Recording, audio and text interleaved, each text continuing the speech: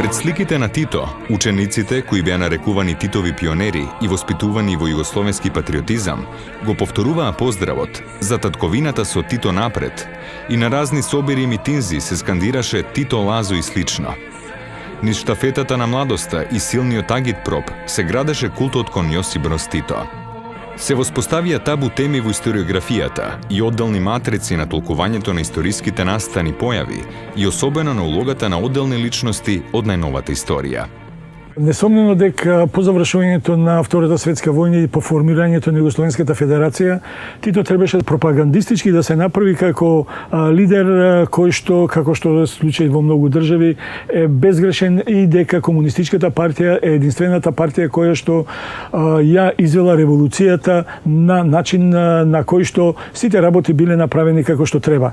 Таквата политика, односно начинот на идеологизација и политизација на периодот 45-91 година има многу работи кои што во периодот по ослободувањето се обидуваа да се скријат, да бидат табу теми или да бидат ставени во бункер. Ali uvek je Titov najuži krug imao pravo samo da se saglašava s njim, da se slaže, a ne da bude pitan ni o čemu. Tito je čak i posle rata nije držao redovne sednice politbirova. Tako je nastao njegov sukob sa drugim disidentom Komunističke partije Jugoslavije, liderom hrvatskih komunista Andrejom Hebrangom, koji mu je zamerio što uopšte ne saziva redovne sednice politbirova. Osvojili su vlast, formiraju državu, formiraju vladu, parlament, odlučuju o suštinskim stvarima, o nacionalizaciji, uopšte ne zakazuju čak ni najuže partijsko rukovodstvo, nego Tito povremeno na partijama bilijara u Belom dvoru pozove nekolicinu svojih najbližih saradnika, pa usput im nešto kaže, ponekad neko sastavi od toga zapisnik, nema nikakve rasprave. Dakle, odlučivalo se potpuno neformalno, odlučivao je jedan čovjek uz prećutnu ili glasnu saglasnost svojih saradnika, bez ikakvih procedura, čak i kvazi demokratski, a kamoli realnih demokratski.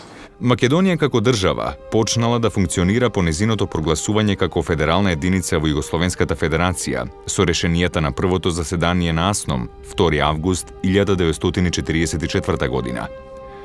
По конституирањето на Демократска федерална Македонија се појавија стремежи за поголема политичка и економска самостојност во одлучувањето во однос на Југословенската федерација.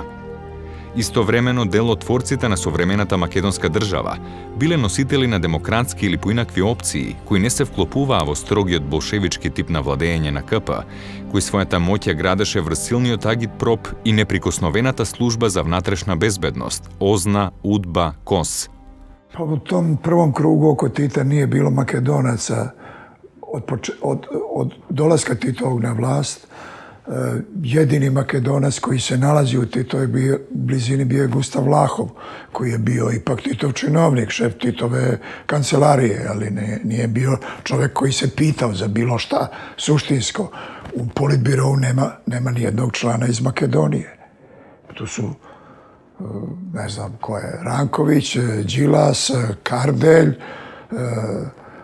Tempo povremeno, Hebrang povremeno, nema ni jednog predstavnika Makedonije.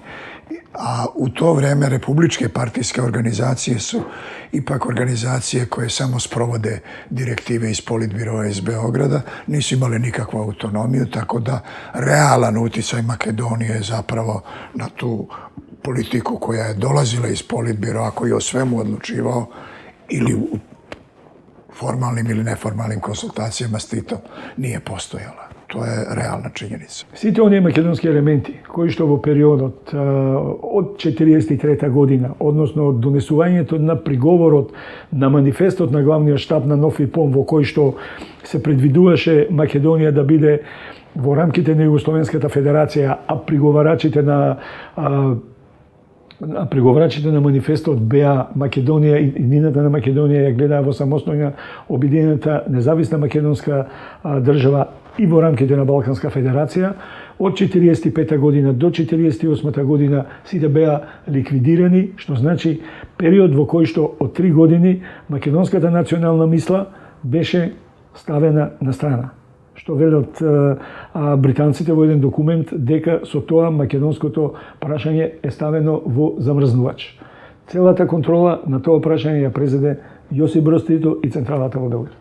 Исто така треба да се напомене дека во периодот по војната до 91 година воопшто не се споменуваше Методи Андоновченто, не се споменува Венко Марковски, Павел Шатев, Чучков и други македонски национални дејци кои што беа обвинети од страна на тогашниот режим дека се борат против Југославија, односно дека се луѓе кои што се отстранети поради нивната национална идеја, а по 1991 година тие луѓе се го најдоа своето место во историјата и во учебниците на македонскиот народ. Обидот да се зацкријат сите оние политички опоненти на новата држава по 1945 година, односно формирањето на организации со предзнакот ВМРО, кои што не се согласуваа Македонија да биде дел од Југословенската федерација, и голем број млади луѓе се организира формирајќи здруженија и организации кои што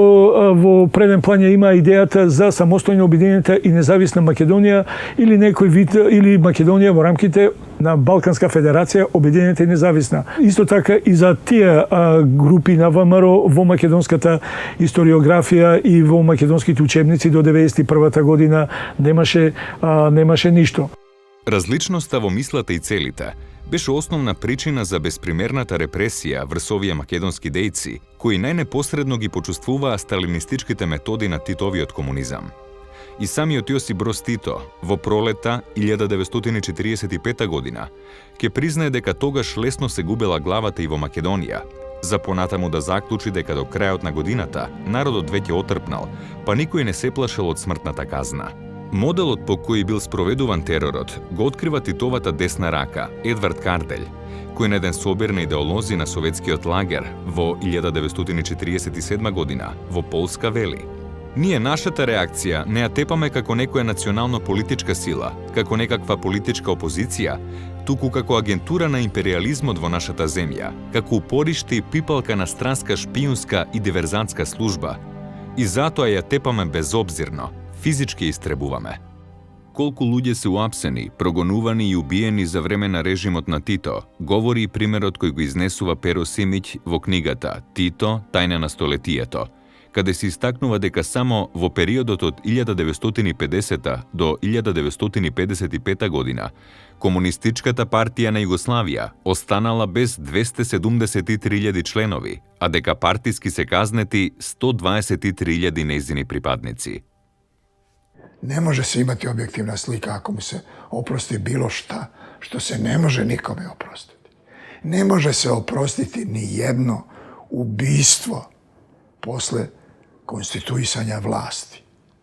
Svako ubistvo, svako hapšenje, a kamoli ubistvo, bez suda, suđenja i presude je zločin.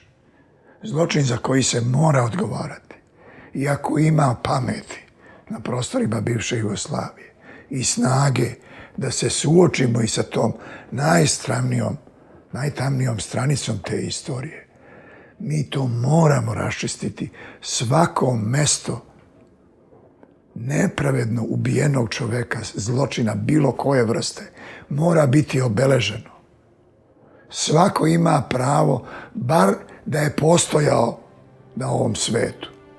Второто заседание на АСНОМ, одржано од 28 до 30 декември 1944 година во Скопје, било искористено да се расчисти со пројавените тенденции за сепарирање на Македонија од Југославија, бидејќи македонците покажувале очебини чекори на преземање активности кои во својата суштина го навестувале одстапувањето од политиката на централната влада во Белград. На заседанието воочливо било одбегнувањето на прашањето за обединување на Македонија и формирање на независна и самостојна македонска држава од страна на представниците испратени од Тито. Одеднаш настанал молк во однос на тоа прашање. Едвард Карделј во поздравниот говор посебно го нагласил опстојувањето на Македонија само во јака Југославија, што било предуслов за среќна Македонија без страв за својата слобода и независност. Затоа Светозар Вукомановиќ Темпо посебно ги критикувал присутните шовинистичко-сепаратистички тенденции во Македонија.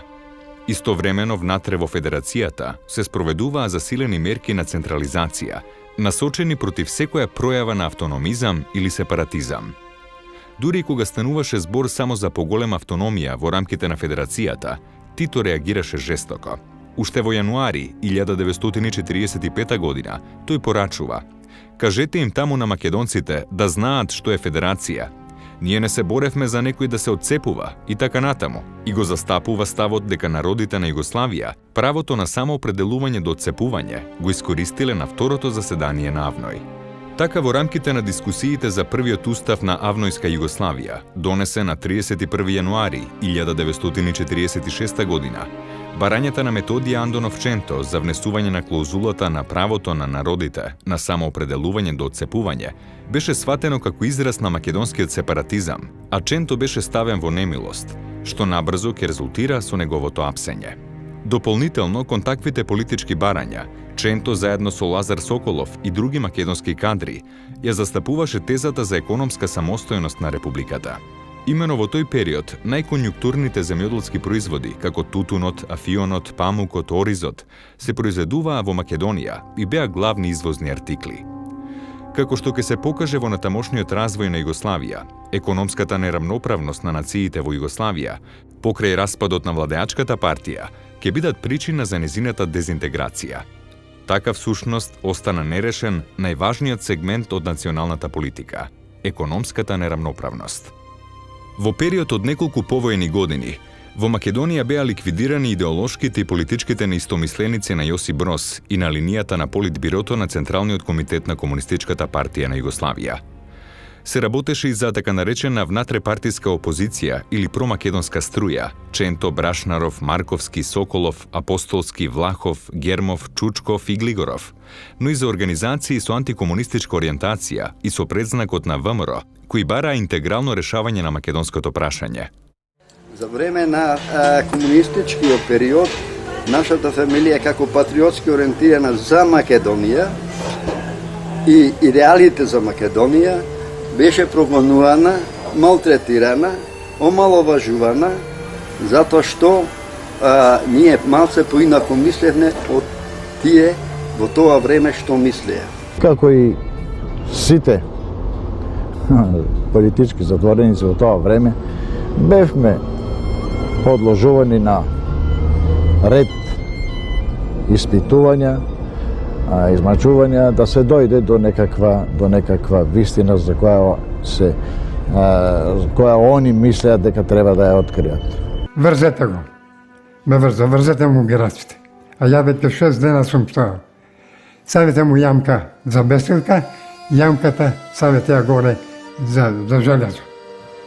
Ја сега, кога не сум спал 6 дена, не сум пиел вода, не сум јадел ништо, кога ми се спие, да задам, јамката ме стега. Абе, то беше ужасно, бе. Абе, то тие истражители, ти лудаши. Абе, тој душата ти отапа, не тебе. Од петите до шијата, целиот модер како палтото. Мамо вика, шо е тоа, вика, стреили, вика, толку си модер. А он не можеше убаво да говори, оти многу тепан. Вика, на електричен стол не става. За да признае нешто. Тој што ти налага, ти доќе окајиш или нема живност. И една копачи и лупата ми мери един. Вика, знаеш што, викам, вие кате кај што, ќе ископиш гроб, вика, подолбок, да не така сад кучината, вика, тука. Пресудата ни беше со збесење и без право на помилување. Не смееме да поднесеме молби за това да не се гнаси највисокото тело на Југославија од нашите гнасни дела. Тито у свом личном дневнику каже, ми ćemo biti bezobzirni. To je ključna reč. Bezobzirni to znači svim sredstvima. Samo onima koji se pokažu nepopravljivima. A mi utvrđujemo i jedno i drugo. I ko je nepopravljiv i prema kome treba biti bezobziran. Eto, to je nažalost tako. Ja bi voleo da je ta naša prošlost, pa i ta, malo drugačija, ali nije. A baš kao što se ne može staljinističkim sredstvima, primenjenim na Golom otoku i na svim drugim stratištima na kojima su ljudi neosnovano hapšeni, ne može se na tim osnovama napraviti nikakvo humanije društvo ostaljiničko. Ne može se na staljinizmu praviti demokratsko društvo. Реч е о класичном сталинистичком обрачуну. Абсурдот на сето ова беше во тоа што авнојска Титова Југославија беше создадена врз основите на полна рамноправност на братските народи и народности, на нивното неприкосновено национално самоискажување, кое го подразбираше правото на самоопределување до отцепување. Меѓутоа, реално тоа беше декларативната и пропагандната страна на градењето на оваа федеративна држава. Македонците по војната беа критикувани дека треба да се откажат од нивното право на обединување и независност на Македонија и да бидат благодарни што во Југославија на чело со Тито им се призна нивниот идентитет, јазик, култура и друго. Со други зборови, Тито и КПЈ како да им ја поклонија на македонците слободата, без да се објаснува колку и каде беа дадени македонските жртви во текот на НОБ, и постојано низ агитацијата и пропагандата се сервираше слоганот «Ние македонците Тито си го сакаме». Дури и тогаш кога тој и неговите најблиски соработници од Македонија, начело со Лазар Колишевски, во 1946 година, го уапсија и осудија првиот председател на Асномска Македонија, Методи Андонов Ченто, и кога во Идризово, поради неговиот нескршлив дух како македонски патриот и доблесен син на Македонија, духовно, психички и физички го уништуваа како народен и државен непријател. При тоа следеше бришење на Чентовото име од официјалните документи на Асном и на неговиот президиум, а Тито ја градеше авторитетната власт и се величеше како личност исклучително заслужна за создавањето на Македонската федерална држава во рамките на Југословенската федерација.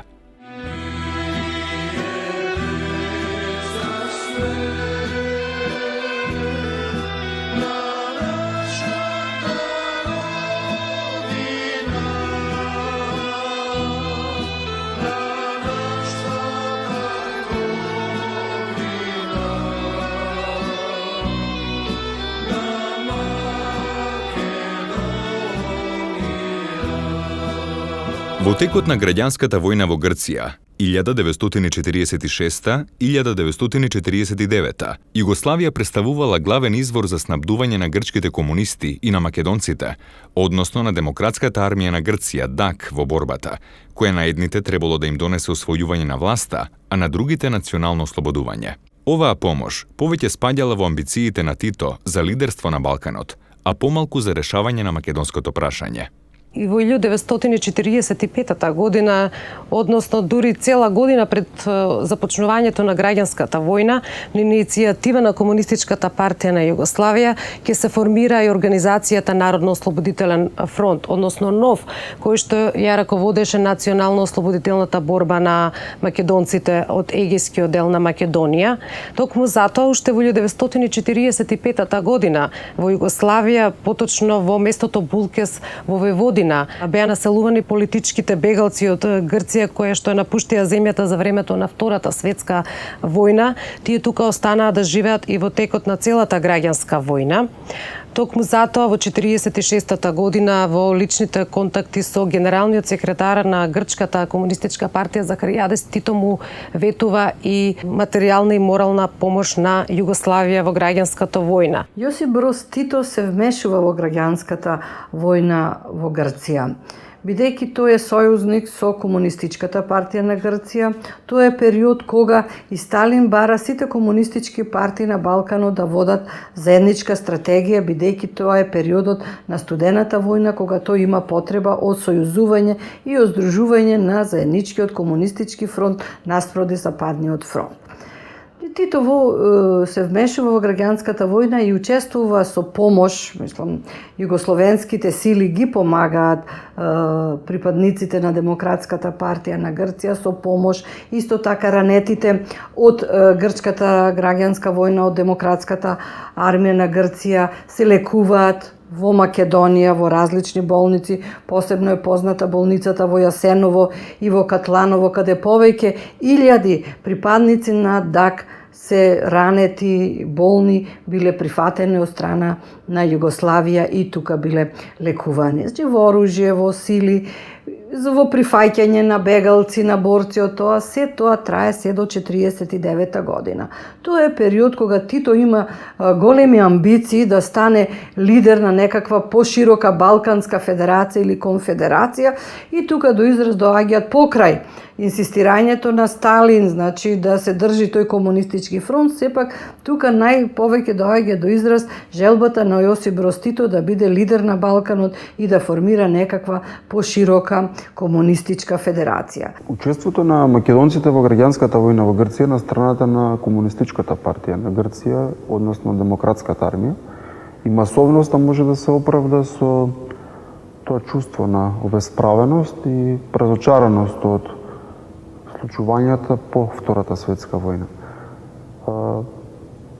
Без никакви човекови права, омаловажени, подложни на денационализација и терор од страна на грчките власти, при добиено едно ветување дека доколку се приклучат на страната на Комунистичката партија на Грција, ќе можат да ги уживаат човековите права, македонците многу масовно влегуваат во редовите и во текот на граѓанската војна во Грција од 46 до 49 година учествуваат во поголемите битки и самиот факт што најкрвавите битки се случуваат на територијата на егејскиот дел од Македонија, односно на планините Вич и Грамас, укажуваат на тоа кој е најмногу засегнат. Наспроти емигрантската влада, зад која стоеше Велика Британија, зад која стоја Соединетите Американски држави, значи западните сили, избрана во емиграција, значи наспроти оваа влада и наспроти борбата на грците за да ја освојат власта, македонците во рамките на ДАК војуваа за своите национални права. The very existence of the Greek state is today threatened by the terrorist activities of several thousand armed men led by communists. At the present moment, in world history, nearly every nation must choose between alternative ways of life. I believe that it must be the policy of the United States to support free peoples who are resisting attempted subjugation by armed minorities or by outside pressures. Од страна на западните сили тие беа прогласени за комунистичко малцинство кое ја руши демократијата во Грција и кое треба да биде казнето и навистина првите напалм бомби кои западните сили ги применија беа токму да се бомбардираат македонците и македонските одрети во текот на оваа граѓанска војна. Јас бе во Демократската армија служев. Беме помешани и грци, и македонци, и тие од Азија дојдени. Беме арна, ама никој не смееше тогај да се пред тоа да се вика македонец или турчин или тие само грци можеше да се кажеш. Кога дојде во Демократската армија, Комунистичката партија, кога презеде тогај, ние во партизанството си говориме чисто македонски. Создадое школи на македонски да се учи. Откако презеде во партизани кога беме. Комунистичката партија на Грција ни дозволи тоа да се учи на македонски, и ни говорее што ти. Кога ќе се ослободиме, ќе имате посебна република, ќе си видите на својата држава. Тоа ни го обеќае.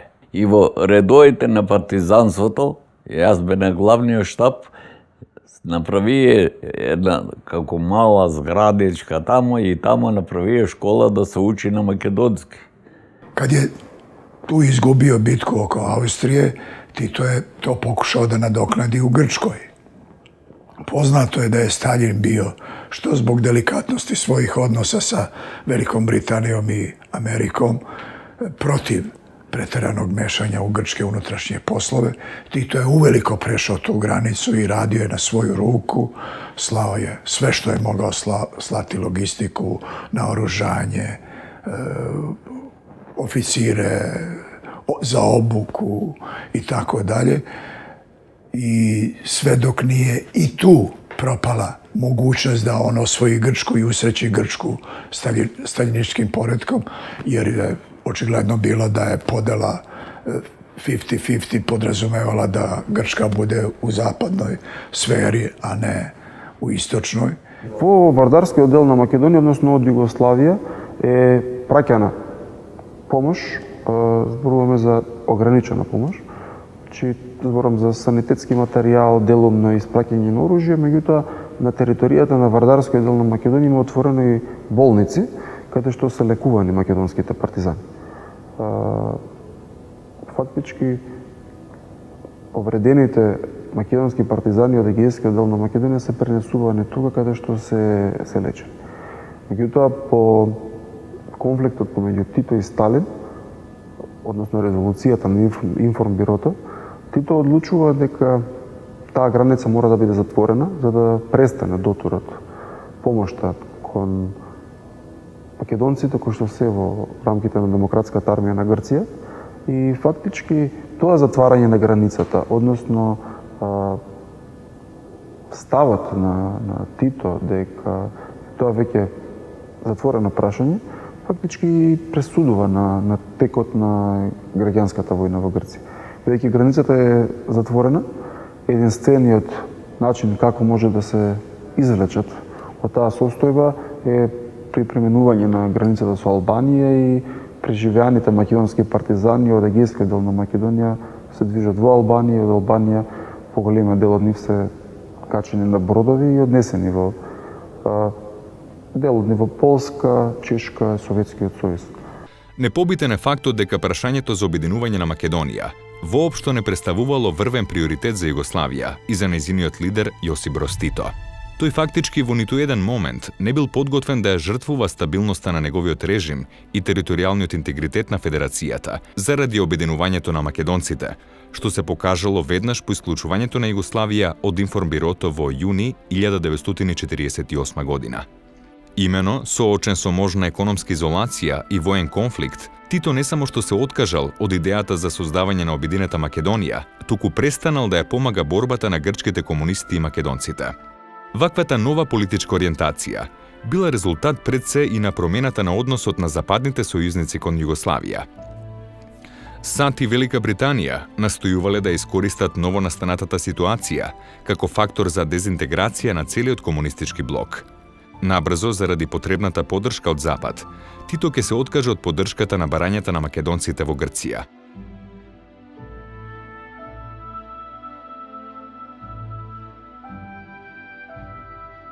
Потигнати да се борат за своите национални права, влегол во оваа борба, надевајќи се дека на крајот ќе го извојуваат онова за што и влегол да се борат.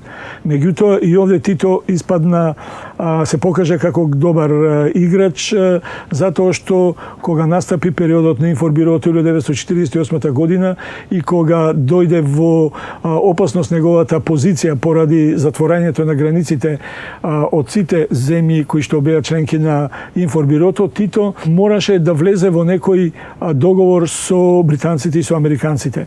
Договорот беше многу едноставен, за да добие американска помош и британска помош, Тито мораше да се откаже од помошта која што ја праќаше на единиците на ДАК. Во еден договор меѓу Фицрој Меклин и Јосип Броз Тито во 1949 година беше договорено Тито да ја прекине помошта на армијата на ДАК, меѓутоа тоа да остане во тајност и да не се дозволи преминување на силите на ДАК на македонска територија, што значи на единиците на силите на ДАК им беше забрането, а тоа значеше и на македонците да бидат евакуирани од територијата на Грција.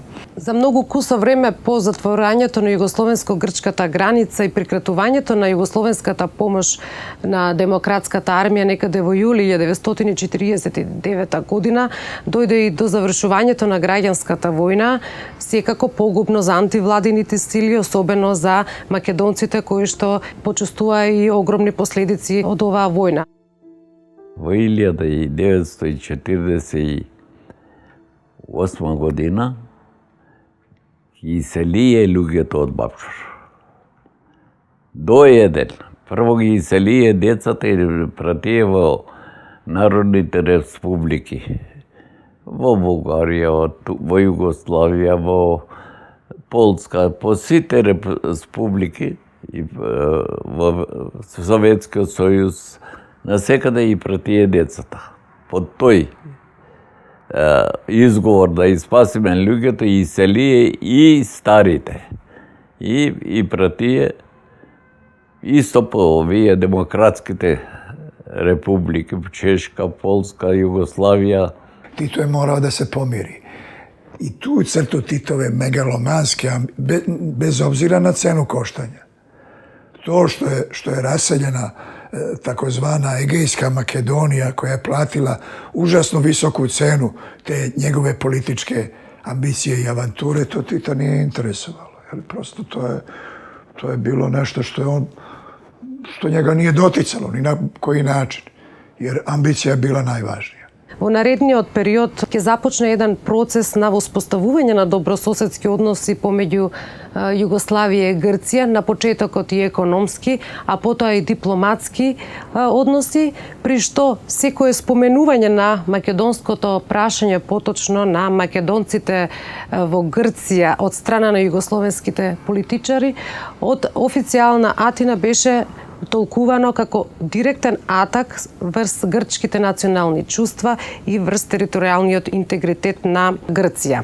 За сметка на натамошното негување и изградување на добрососедските односи на Југославија со Грција, Тито го тргна македонското прашање од дневниот ред, од сопствениот дневен ред, до крајот на својот живот.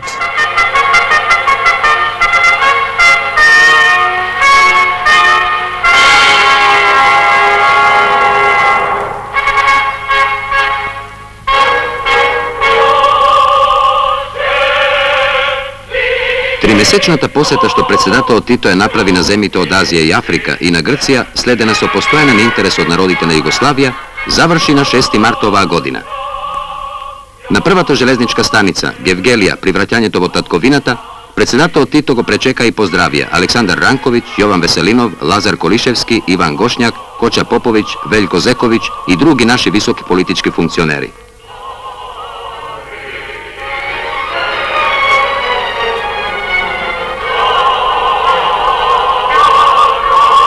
Првата интимна средба на председателот Тито со своите најблиски соработници беше воедно и прво пренесување на впечатоците од далечниот пат, кој што е значаен придонес за афирмацијата на нашата земја, за создавање пријателски односи и јакнење на мирот во светот. Откако ги пренесе поздравите, зборувајќи за најновите напади и клевети против нашата земја, тој рече: Зар смо ми заслужили то да се данас за толико страна подмече све могуче дисонације, клевете против и руководства и против нашeg народа. Овој величествен митинг го завршија неговите зборови. Нека живи народ Македонije, нека живи Федеративна Народна Република Југославија. Непокренувањето на прашањето на положбата на македонците во Грција, на правото на нивните имоти, на правото на враќање назад во татковината е една тешка историска хипотека од која не можеме да се ослободиме ни до денешен ден. Тоа се напластени, нерешени прашања кои многу тешко се решаваат, па денес затоа се уште стои отворено македонското прашање, сублимирано во наводниот спор со името со Република Грција.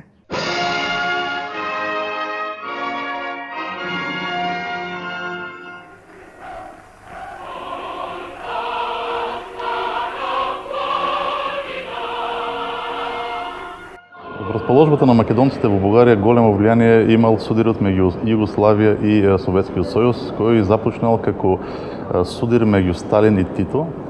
Сталин сакал да ја наметне својата власт и на Тито, кој што бил прилично самостоен во своето дејствување. И така дошло до еден добро познат судир меѓу двете земји, Информбирото од 1948 година. Од една страна тоа за Југославија имало добри последици, бидејќи се избегнало целиот ужас на сталинизацијата. Меѓутоа, за македонците во Бугарија тоа имало катастрофални последици. Првата последица е што е укината културната автономија. Тоа е навистина фатално за македонците во Бугарија и уште по-страшно може да се каже тоа што планираното обединување на Пиринска Македонија со Вардарска Македонија е изоставено за секогаш. Сите планови пропаѓаат со тоа.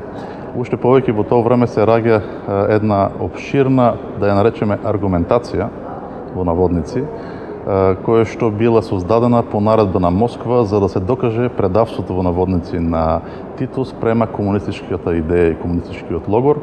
Меѓу другите докази во наводници, пак повторувам, било тврденето дека е тој буржојски националист, кој што ја создава македонската нација на антибугарска основа, преку користење на насилство, без почитување правото на самоопределба, дека наводно тоа го правел и во Пиринска Македонија, без разлика што таа е надвор од негова власт, и дека македонскиот јазик што се создава во Република Македонија е вештачки србизиран. Од тука натаму, после 1948 година, положбата на македонците во Бугарија ќе биде заложник на односите меѓу Југославија и Советскиот сојуз, кои што се од ладни кон лоши.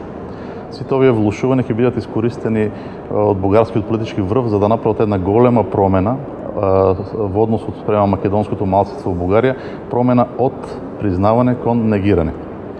Дури има еден многу невкусен, можем да кажем, невкусна појава. Југославија, без разлика на сите влушувања на односите, имала подпишано договор со Бугарија и сите оние кои што бегале од Бугарија во Југославија, вклучувајќи и македонците кои што прогонувани заради својата самосвест во Бугарија бегале во Југославија, биле враќани назад со целосна свест дека не ги чека долгогодишен затвор за тоа нешто. Биле враќани, а Југославија за тоа добивала месо. Замислите, биле продавани луѓето заради неколку кила месо. Затварањето на македонското прашање, да, се случува тука.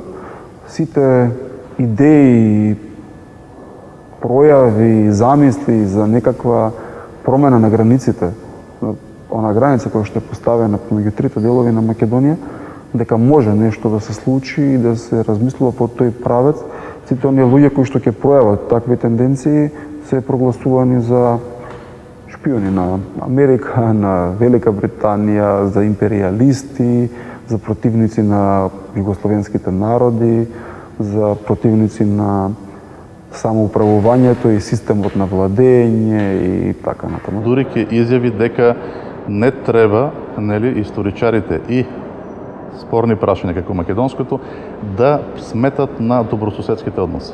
Практично, македонското малцинство било жртвувано во името на добрососедските односи меѓу Југославија и Бугарија, всушност нешто кое што гледаме дека Бугарија се обиде да го наметне и денес. Mi smo more krvi prolili za bratstvo i jedinstvo naših naroda. Nećemo nikome dozvoliti da nam dira ili da nam ruje iznutra da se ruši to bratstvo i jedinstvo. Ljudi se vraćaju u neku svoju historiju natrag i počnu tamo da čeprkaju i prokapaju, a zaboravljaju na naš budući razvoj naše socijalističke zajednice kao celine. Nijedna naša republika ne bi bila niko i ništa da nismo svi zajedno. Од една страна, Јосип Брз Тито и неговата улога во народно-ослободителната војна во Југославија придонела за создавање на Социјалистичка федеративна република Југославија. Меѓутоа, од аспект на македонското прашање, илузија представува идејата дека Тито бил оној кој што на македонците им поклонил се, им поклонил држава, им поклонил јазик, им поклонил слобода и така натаму. Како што споменав, македонските партизани сами се бореа во Македонија. Тие нормално беа создадени бригади кои што имаше и други народности, односно народи во тој период, меѓутоа поголемиот дел сршта беа македонци.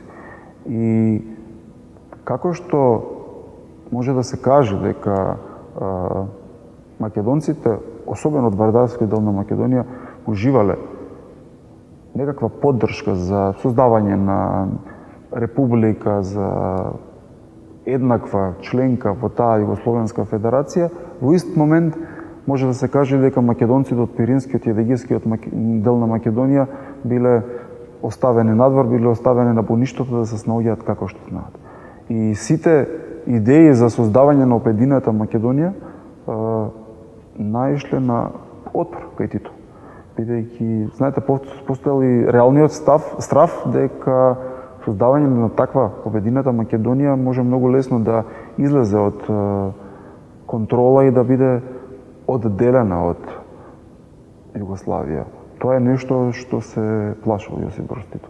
I mislim da je to cena koja se plaćala i u decenijama Titove vladavine. Negde je Makedonija bila ipak skrajnuta u toj Jugoslaviji. Slovenci su imali neuporedivo veći uticaj u toj Jugoslaviji, ne samo u odnosu na svoju veličinu i broj stanovnika, nego su imali u pojedinim periodima najveći uticaj koji se čak mogao meriti i sa većim uticajem od Hrvata i Srba. A Makedonicima već nije se mogao ni porediti. I zato je, pored ostalog, i Slovenija malo bolje, sasvim sigurno prolazila u toj Jugoslaviji od Makedonije. Jedini koji se ovako može čovjek da kaže gest velike Titove solidarnosti sa Makedonijom bio je zemljotres u Skoplju. Tih slika se sećamo, ali to je za 35 godina vladavine jako malo. Zaista veoma malo. I to je više jedan simbolički gest koji su narodi Jugoslavije naravno razumeli i oni bi razumeli i bez Tita i solidarisali se i pomogli koliko su mogli. Ali to jeste, ali ne može se zaista sve svesti na to i ne može to biti dokaz da je Tito imao zaista jedan odnos prema Makedoniji i Makedoncima koji su oni zasluživali i koji je pripadao jednoj republici koja je imala bar formalno ravnopravni status sa svim drugim jugoslovenskim republikama i to se mora zaista reći kao nepobitna istorijska činjenica. Во 1991 година, Република Македонија стана суверена држава, која заедно со независноста го доби историското наследство на долго запоставуваното и нерешено македонско национално прашање на Балканот. Честитам слободна, суверена и самостојна Македонија!